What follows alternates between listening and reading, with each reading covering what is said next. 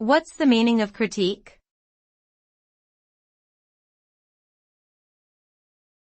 Critique.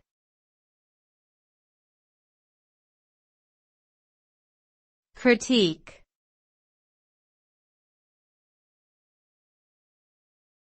Critique.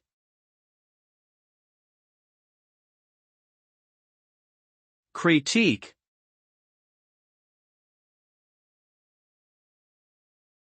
The word critique means to evaluate or analyze something critically.